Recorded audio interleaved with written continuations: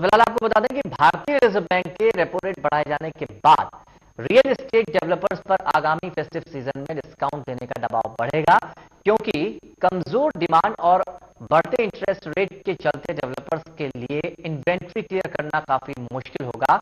HDFC, ICICI bank और axis bank ने पिछले महीने होम लोन रेट में बढ़ोतरी की है। वहीं स्टेट बैंक ऑफ इंडिया ने गुरुवार को लोन महंगा किया है। रिजर्व बैंक ने रेपो रेट यानी कि जिस रेट पर सेंट्रल बैंक कमर्शियल बैंकों को लोन देता है उस पर 0.25% की बढ़ोतरी की है। और वहीं confederation of real estate developers association of India यानी क्रेडाई के स्टेटमेंट के मुताबिक इस फेस्टिव सीजन में पिछले साल के नए प्रोजेक्ट्स लॉन्चेस का 10वां हिस्से के बराबर ही प्रोजेक्ट लॉन्च होगा। आमतौर पर अगर बात की जाए फेस्टिव सीजन में बिल्डर 20% सेल्स हासिल करते हैं। हालांकि इस साल इकोनॉमिक स्लोडाउन, हायर इन्फ्लेशन और कई सेक्टरों में जॉब कट के चलते डिमांड में काफी कमी आई है। डेवलपर्स का कहना है कि इंटरेस्ट रेट में बढ़ोतरी से इंडस्ट्री की मुश्किलें भी बढ़ेंगी। और वहीं जानकारों का कहना है कि अगर इंटरेस्ट रेट में बढ़ोतरी होती है तो डिमांड कम होगी। नेशनल हाउसिंग बैंक के रेजिडेंशियल हाउसिंग इंडेक्स रेजिडेक्स के मुताबिक जून क्वार्टर में 26 में से 22 शहरों में अगर घरों की कीमत की बात की जाए तो वो कीमतें घटी हैं।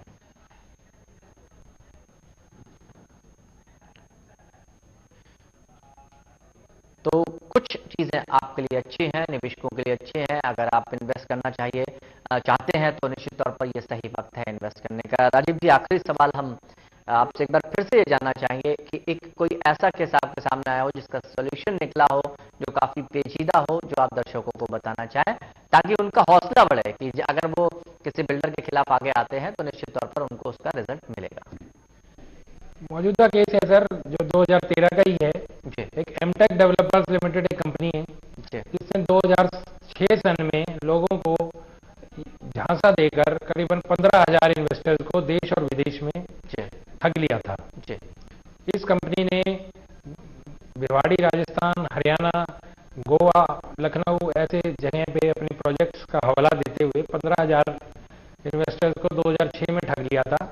इसकी लंबी लड़ाई चली, काफी सारे इन्वेस्टर्स ने हमें भी अप्रोच किया था, हमारे एनजीओ को अप्रोच किया था। और 2013 में दिल्ली हाई कोर्ट ने आदेश देकर 25 करोड़ रुपए अपने पास जमा करा के इन्वेस्टर्स के हर क्लेम को सुलझाने की पूरी कोशिश की है और जो अब चल रही है।